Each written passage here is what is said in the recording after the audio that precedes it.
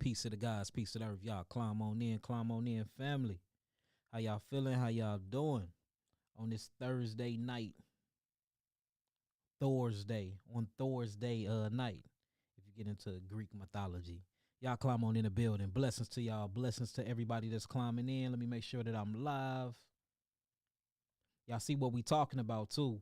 We talking about one thing that you can actually learn to heal your body of any so-called disease. I'm gonna show y'all the thing that I learned. And once I learned this thing, and once I remembered it, and once I started actually going into the practical knowledge of it and literally applying it, changed my whole entire life, y'all. Changed my entire life. Y'all climb on in, climb on in. Learning this one thing healed all of my diseases. Y'all climb in, family. Peace, peace, peace and love, peace and love. Peace to the goddesses, peace to the goddesses, peace to the gods. How y'all doing? Make sure y'all got y'all pens and y'all pads. We most definitely finna go in today. Everybody always asking me, what am I burning? This is called Palo Santo. So it's a bark, y'all. I'm not up here doing voodoo or nothing like that. But Palo, just as well as sage, scientifically is known for breaking up ions or cations inside of the air. It's noticeably noticeable. Plus, it's plenty of scientific articles out showing how they actually separate negative things from particles. So we can call it a negative entity, a demon, whatever y'all want to call it. But it literally cleanses the air, y'all. It cleanses the air. So that's why I like burning it, and it works. Y'all climb on in. Peace, peace, y'all. Peace, peace. I'm gonna wait for a few more people to get in, and we're gonna go in. Once y'all got y'all pens and once y'all got y'all pads, y'all let me know, and we're gonna go and get it started. So yeah, I want to talk about things. There was a few things that I was talking about on my Instagram post probably like 3 to 4 lives ago. And I was just talking about 5 things that you can do to tremendously, not only reverse your sicknesses and diseases, but will improve your life, improve your age, improve your neurological ability to actually think and process thoughts, and improve your focus. I mean, everything if you did these 5 things. So I wanted to dive deeper into that today. And then, of course, we do got a lot of questions. And we got pictures too, y'all. People even sent in some pictures that I want to get into. So once y'all get y'all pens and y'all pads, let's do it. I appreciate y'all. And if y'all can hear me, can y'all hear me good? If you can hear me well, type in some 7s. And if you can see me good, type in some 8s. If you can hear me well, type in some 7s. And if you can see me good, type in some 8s. And I ain't going to hold y'all too long. We're going to get it done.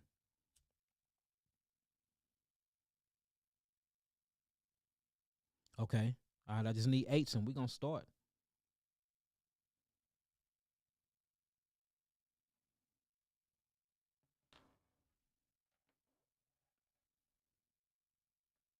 Perfect, perfect, perfect. Okay, so basically what we was talking about in my YouTube live that I did, I was talking about 5 things that if you apply or 5 things that you can avoid and reverse these things within your environment, how you can literally bring your body into a balance of homeostasis and you can reverse or heal any disease that is set within inside of the cellular mechanism of the body. Now, when I say dis-ease, y'all know that I look at dis-ease from a different perspective than a lot of people, especially the allopathic community, because essentially I don't believe in dis-ease as in illnesses at all. I believe that the dis-eases that is setting on in our body is basically the body's natural way of detoxifying itself. And when you go through this natural extenuous detoxification, your body collects symptoms, and then these symptoms give you some type of pain signature. You then go to the doctor, or you go to the ER, the emergency room, and based off your symptoms, the allopathic community will name the location, and they will put a white man's name at the end of that location, and then this is where your creation of disease come from. But before we had hospitals and before we had these type of allopathic doctors, what was these symptoms called? They were literally just called detoxification symptoms, or they was called healing crisis, which we go through all the time. That's why every season you go through cold and flu-like symptoms. We just the people that call them colds and flus. If you go to the eastern part of the world, they don't call them colds and flus.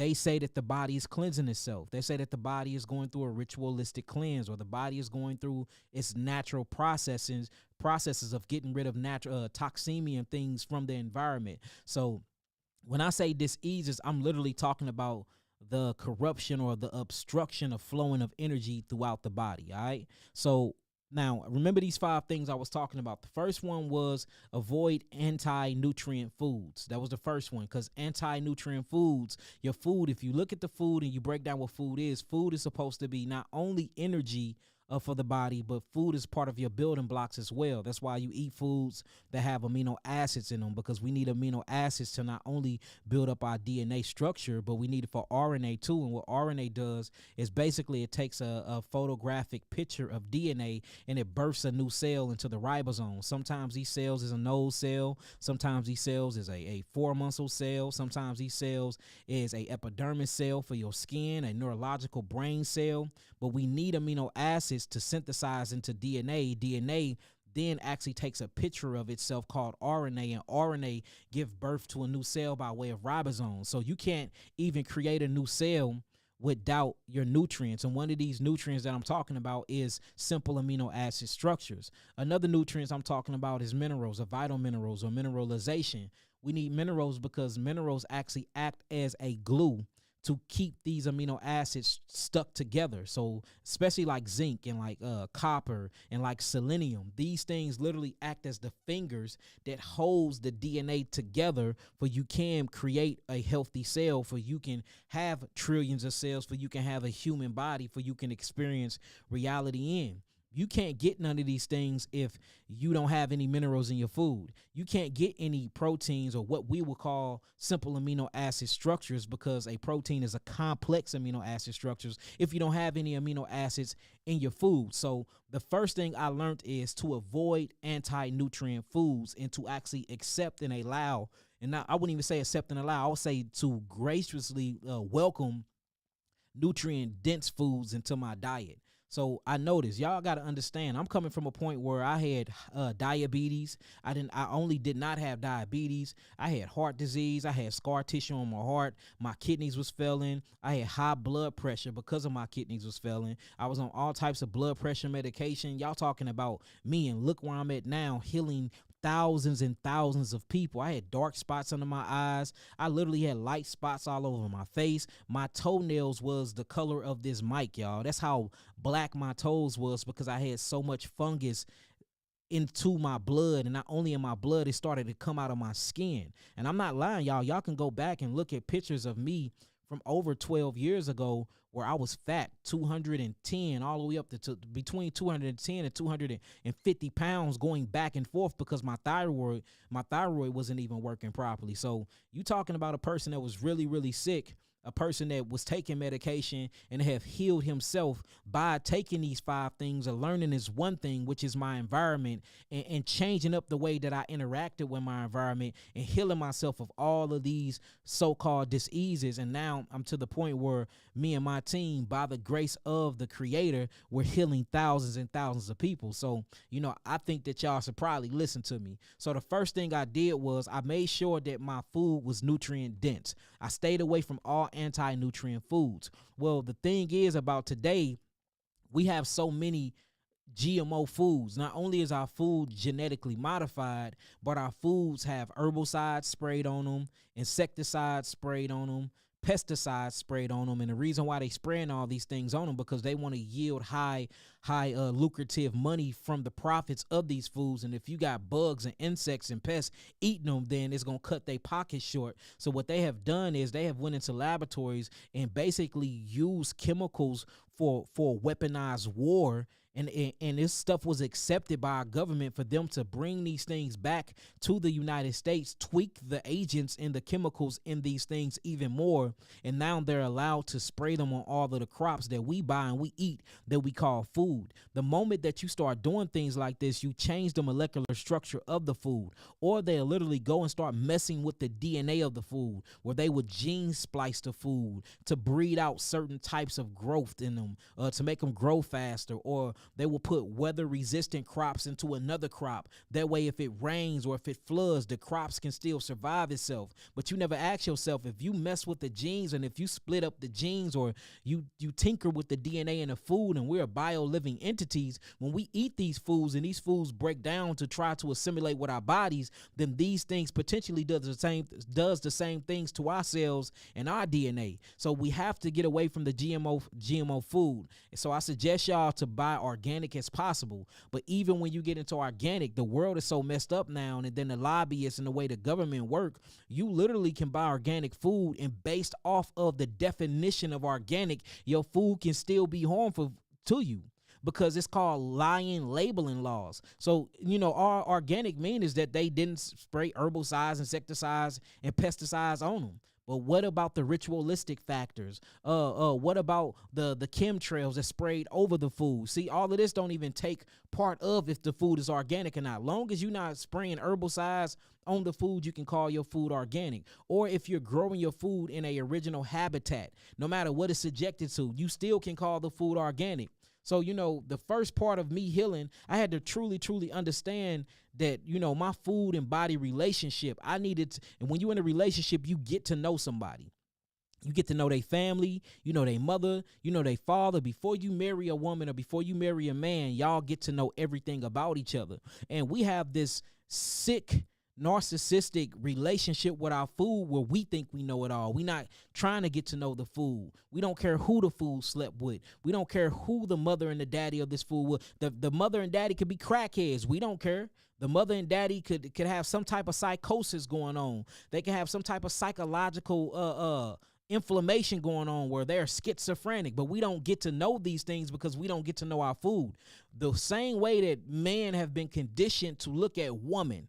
Look at women. A woman is beautiful. She got a round ass. She got plump breasts. She got good looking skin. She got whatever her hair type is. If it looks sexually appealing, we don't even want to know where she come from, what stock she come from, her origins, her beginning. We don't want to know who manufactured her, who produced, who procreated her. We just want to get to know her insides. And from that, you get all types of toxic relationships. You have babies and create these violent baby mothers. Same thing on the man. You got narcissistic mans that will beat the brakes off of you all because he looked good. He had a six-pack. He was tall enough. He was dark and handsome. You know how women is. So we doing this same thing, and we taking this same analogy, and we doing it to our food. Well, we don't get to know our food. We don't know where our food came from. We don't know the ancestral line of our food. We don't know who's that food, mama or daddy. We don't know the mama. We don't know the pappy. We don't know the family. We didn't get introduced to anybody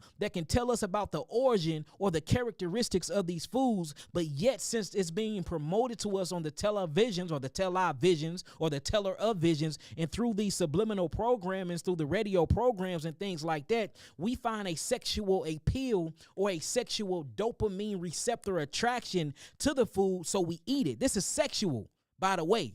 Y'all think y'all just like them. No, you are sexually attracted to your food. That's why when you eat these sugars and you eat these candies, it does something to your neurological aspects. It literally changes the brain chemistry that's being produced by your neurological functionings. Dopamine is being produced. Oxytocin is even being produced now. And oxytocin is a binding love hormonal chemistry. So how are you producing love chemistry by eating certain foods? Because you have a sexual addiction to this food that don't nobody want to really talk about. And you having sex with this food, exchanging this energy with this food, having these deep relationships and conversations with the food, but you don't even know where they come from. You ain't meet the mother. You ain't meet the father. You don't know nothing about this food. You don't even know the characteristics. The only thing you know is how it looks, and if it's appealing to the eyes, and this is going to stimulate your sexual chemistry or your sexual dopamine hormones, and that's all we worried about, but we not worried about the side effects. And that's the reason why relationships are failing. That's the reason why the divorce rate is at an all-time high, and that's the reason why you're getting so many diseases and illnesses from your foods. It's just like the same toxic relationship that you jumped in because you didn't get to know one another. We doing the same thing with our food. So it's truly, truly time for us to start to get to know our food, especially if we're going to be in this food and body relationship. Because if you don't eat, you die. So, of course, you have to bring in some type of phytonutrients and phytochemistry to the body for the body can sustain itself, and you can break down the properties of this chemistry for you can yield ATP by the mitochondria DNA that's within inside of the body. So, of course, we need food. It's essential for life. But what happens if we really start getting to know our food before we put it in our body? We start questioning and examining and having these cross-examinations with the food. Where are you from? Who made you? Who put you in the ground? Who are these people? Let's research the company. Did this company buy into the Bill and Melinda Gates Foundation? Did this company do this? Is they with big tech? Do they help, with this? Do they help in pandemic? Did they, once you really start saying it, now hold on. So I bet you if I start tracking the food, everybody want to follow the money. No, follow the food. I bet you if I follow the food, I will find the devil. And the more and more I follow the food, just like when the more and more people follow the money, the devil is always at the end of it. But guess what? You don't find the devil at the end of locals farmers market. They'll tell you where the food come. Matter of fact, most of your locals farmers market have apprenticeship programs where you can come and help them grow the food that you eat. You can literally go to your neighborhood, local farmers market, and you can actually participate in helping them grow the very food that you gonna buy. And not only that, the food is much cheaper. So we need to start doing things like that.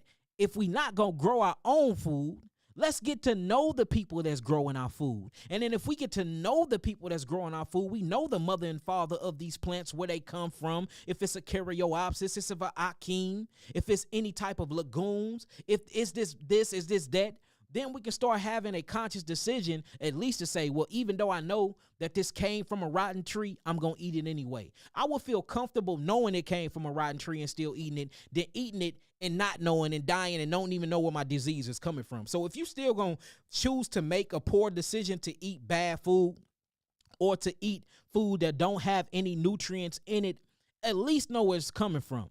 You know what I'm saying? And that's the thing and that's one thing I do respect about what people will call sinners. The sinners that will say it. No, I'm living my life like this. No, I know that this is not I know that this is unrighteous, but this is what it is. I respect that more than a person that's trying to fake the funk, or a person that's hiding it, and don't want to get into the knowledge and still eating this food and it's killing them. Like, know your enemy. Even if you choose to lay in bed with your enemy, at least get to know your enemy. We are people that not only lack knowledge, but we are afraid of knowledge. And we think that we can basically turn our backs and it still won't happen. Like, if you study the food and you find out that it's going to make it worse. No. If you don't know, it's still going to make it worse. We think that we can just, forget about it and act like that it would disappear. At the end of the day, the government still control your food. They still control your water resources. They still control your housing. They still control your land. We are literally still enslaved, and we not even realizing it. And that's why our foods is messing us up. I tell y'all this all the time about Henry Kissinger, y'all. I got a book called the Henry Kissinger Report. And basically this report is going over depopulation control. He said everything but that word, but when you read the report and you see the Agenda 21, Agenda 22 to the Agenda 35, this agenda, this one world government agenda to actually turn all of our money into digital currency, and how the Federal Reserve is now buying back all the gold, and how we finna be straight turning into these RFID chips money. Meaning they can control your money. If you say something against a Facebook post in the future, they can literally cut your digital money off. If you go to Facebook jail too many times, they're going to be telling you, you know what? For 3 months, you can't buy a damn thing, not even a piece of bread.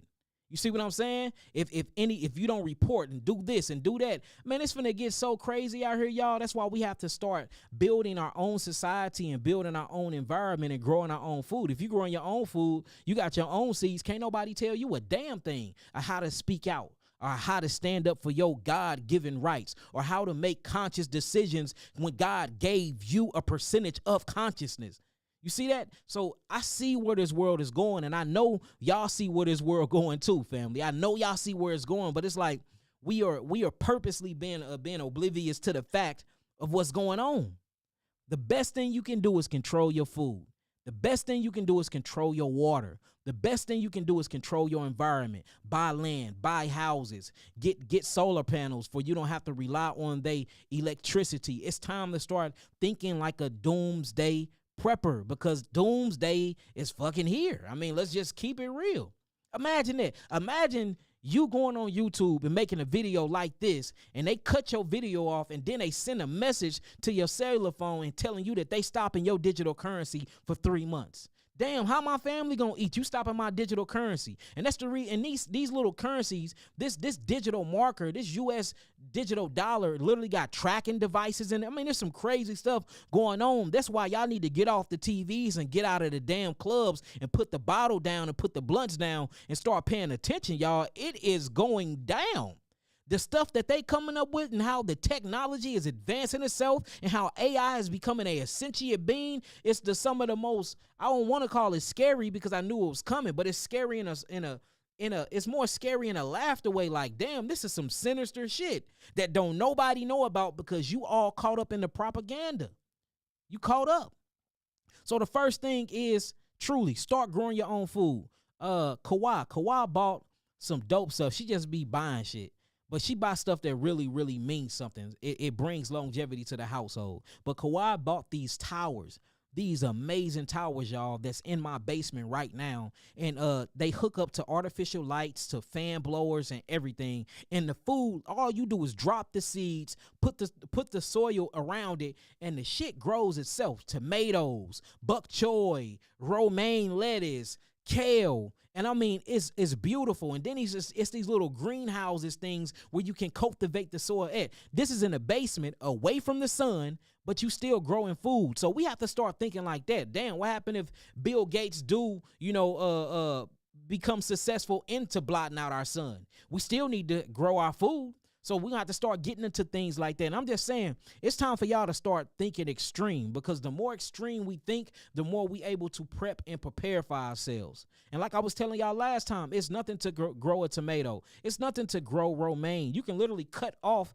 the head of the romaine, put the stalk back into some water without soil, and it will re-sprout itself. It's so easy to grow food. And remember, all you need is just 72 square feet of a place, 25 to 75 square feet, and you can grow something. So nutrient dense food. Once I started avoiding anti-nutrient food, I started feeling better. My body started detoxifying itself. I was able to get the nutrients inside of the body. Now I have to work on the utilization part. I got the nutrients in my body, but now I have to absorb the nutrients and I have to utilize the nutrients. This then comes in with hydration. So the second thing you have to avoid is dehydration. You have to get the adequate amount of electrolytes inside the body. The best hydrative foods are melons.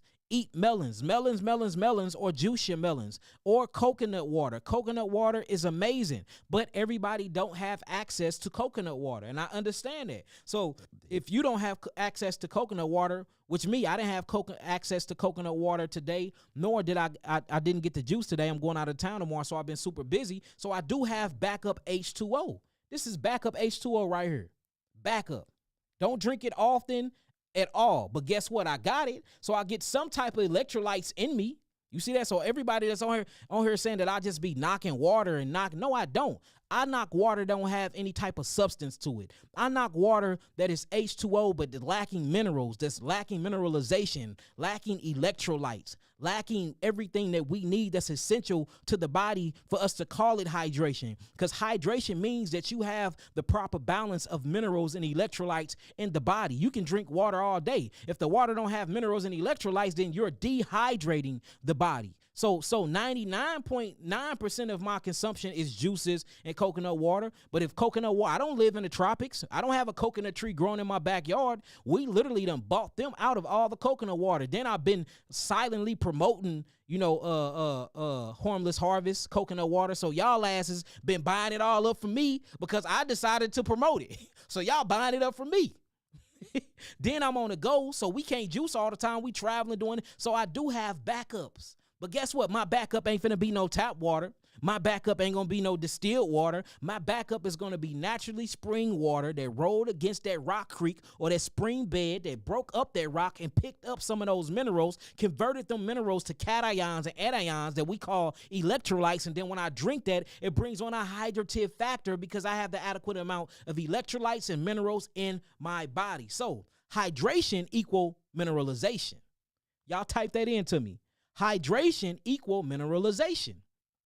So now we know what hydration is. Now we know what nutrients is. So anti-nutrients mean it doesn't have any phytonutrients in it. It don't have any electrolytes in it. It don't have not only electrolytes in it, but it don't have any amino acids in it. It don't have the proper sugars of glucose or simple sugars or what you would call monosaccharides, glucose and fructose in it, and it don't have any minerals in it. Then we get into dehydration. Dehydration is when the body is actually pulled of all of his mineralization. These the cations. A cation will be something that you will call calcium.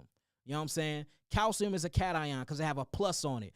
Anion will be something you call aldehyde. And aldehyde have a negative on them. So we need these things to create something called electrolytes. But notice electrolytes come from minerals. So true hydration means that your body have the balance of minerals inside of it. Because the blood needs cations and anions to actually give the blood a charge. And then not only that, there's a lot of stuff that's going on where the blood actually have to feed the rest of the body oxygen, hemoglobin. You need hemoglobin because that's the way the mitochondria pulls oxygen from hemoglobin or iron out of the cells. You can't even get efficient ATP from the mitochondria genes or organelles in your cells without these different minerals. So we need mineralization. That comes from hydration. Y'all see that? So avoid anti-nutrients. Avoid that shit at all costs. Next, avoid dehydration. The next one is acid-forming foods. We have to really start understanding what acidic forming foods is and what it does to the body. The body already have enough acid functioning parts to it. We don't need to add any more acids to it. And that's why it behooves us to eat a high alkalinity diet or a high alkalinity livid. So it's an acid diet because you will die eating it. And then we need an alkaline or alkalinity livid, but we can live off these anions. Now, I tell y'all all the time that we have misconstrued or we've been miseducated on what alkaline and acids is. Quit worrying about if the food is alkaline or acids before you put it in your body. Your main concern should be when these charges or these cations and anions enter into my bloodstream, what do they change and convert and metabolize to? Is this a metabolizing alkaline food or is this a metabolizing acid forming foods? That's when it matters. It don't matter when it's outside the body because you can eat something that's alkaline in its base state chemistry, but you can eat it and then it start mixing with your blood and all of these different extraneous processes going on through the metabolic side of the body, then it turns acidic forming or mucus forming. Or you can eat something like a fruit, which is all your fruits are acidic before you eat them, and then it goes through the bloodstream, it goes through the digestional tract, and then the microbiota, or what we would call the microbiota or biota, will actually have this fermenting process on it. Then it will turn into an anion. So this cation acidic fruit that I just ate turned turned alkaline forming after I ate it, even though it was acidic and acid when I tested it. But when I put it in my mouth and my amylase and my amylose and my trypsin and all of these different digestive enzymes started breaking down this food, and this food go into my duodenum and it breaks down. Now all of a sudden the ash that was left over had more alkalining minerals than acidic minerals. So that means it was alkaline forming because it didn't have phosphorus in it. It didn't have nitrogen in it. See, nitrogen and phosphorus are your acidic ash. But when you start seeing things like calcium, you start seeing things like iron phosphate, you start seeing things like magnesium and aldehyde, these are actually acid forming. But most of these are acidic outside of the body. So we have to start learning that too. And we're going to go through a chart so I can show y'all this. Now, the fourth one was a toxic environment.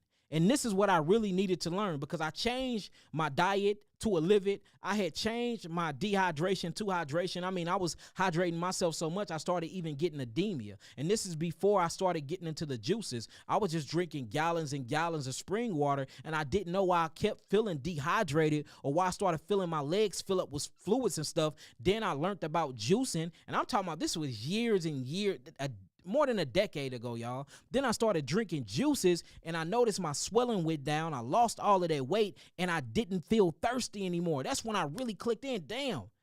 H3O. See, and who taught me this? Rest in peace, Baba Lalela Africa.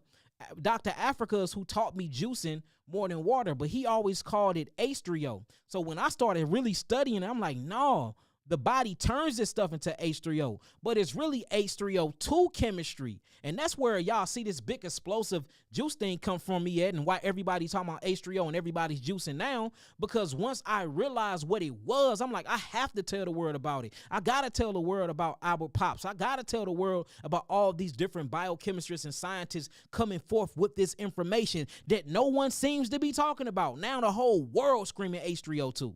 You see what I'm saying? So I noticed that.